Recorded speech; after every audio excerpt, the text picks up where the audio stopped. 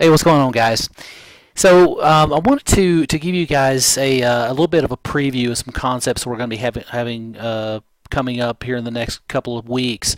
In order to solve assignment 3 effectively. Now, you can do it without using the array concept, but this makes it a little bit easier. So I want to kind of give you an introduction to this. So an array is effectively, now if you recall, when you declare a variable of any type, it grabs one segment of memory and declares that as a specific data type. So, for instance, if you declare an integer, it grabs one piece of memory and only integer values can go in there.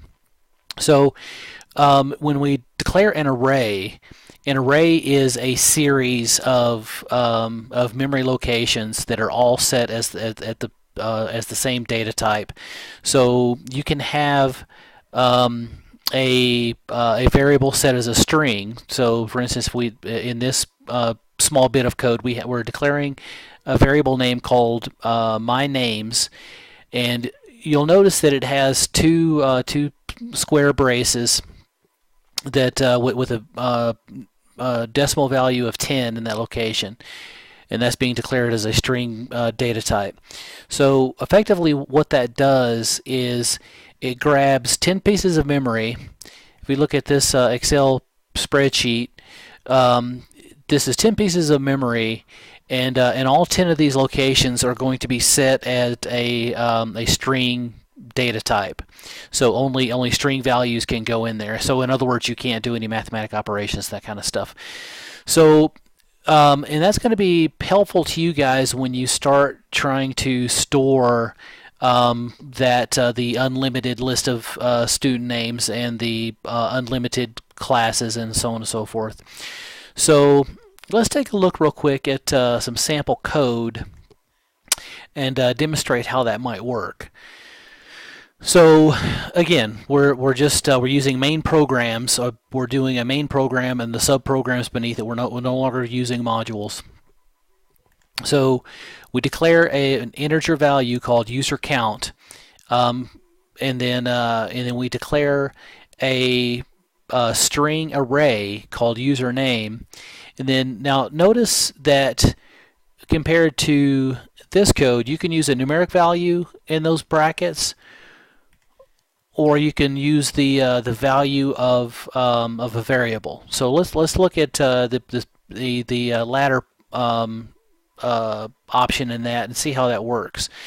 So we call this subprogram called getCount, and we pass the value of user count down to this subprogram called getCount. Of course, it's an integer. The integer value being passed is user count, and passing that as a reference because we want to alter that the variable declared in main.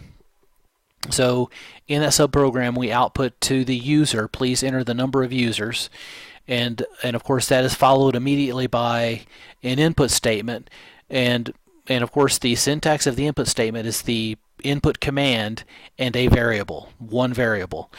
So in this statement, we'll wait for the user to enter some value, and they do that, and then it goes back to this location, and or this location rather, and then goes down to the next line to and calls get users.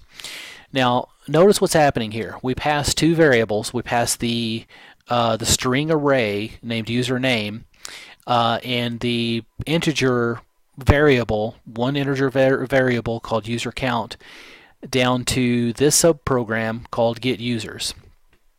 And of course the array is a string data type, and it's being passed as a reference because we want to alter the values, or actually input values, in the memory locations that were previously declared in main. And then we also pass the user count, which is an integer value, but now notice that we're passing that as value rather than as by reference, because the only thing that we need is the value contained in that user count. We're not going to be modifying that user count variable or anything like that. So we go into the guts of this subprogram and we declare a integer variable called count. So then at that point we enter the for loop, and of course the for loop has three segments. It sets the integer value previously declared to a value of 0, and then it compares the value of count to see if it's larger than user count. And of course that value was entered up here in the subprogram get count, get count. And then the third segment will modify count by incremented by 1.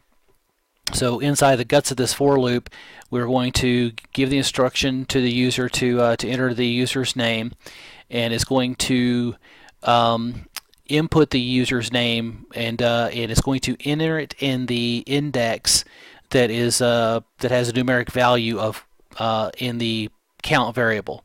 So let's take a look at the spreadsheet one more time, because this is very, very important to wrap your brain around. Now, every array has a number of elements, and the first element always begins with 0. So you want that first value to go in the first element. So that's going to be an element 0. And now notice that this variable, this string array has 10 elements. And the last element is actually number 9, because it counts from 0 to 9.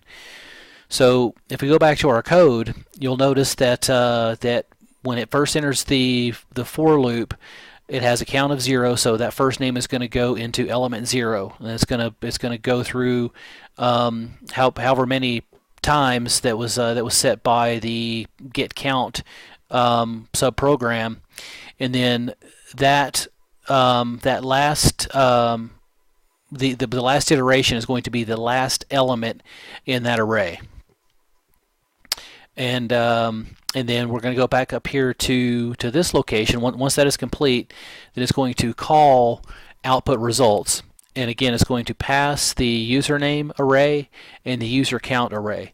Now notice what happens down here when I get to this location. In this subprogram, it does indeed have the string array called username and the integer variable called user count. Now notice that I'm not passing either of those by reference, because I'm not going to be modifying any of the data in that original location. So the only thing I need is the values that are in both of those locations.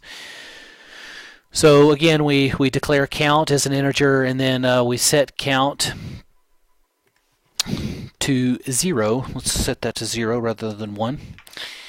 And then we compare that count to the the value contained in the variable username, and of course it's less than that. So we go in here and we write out to the display user number. And now notice what happens here. Since count is 0, we have to add 1 to what is being displayed to the output. Now keep in mind that this does not at all alter the value of the variable count. This just adds 1 to that value before it displays it to the output. So this will display user count 1 is, and then the contents of that string array titled username and the with the index of 0, because count is currently 0. And it'll do that for the same number of times that was entered in user count, and that will give you your output. So hopefully that makes sense. That's going to help you a little bit on assignment 3. So check that out, and if you have any questions at all about that, please let me know.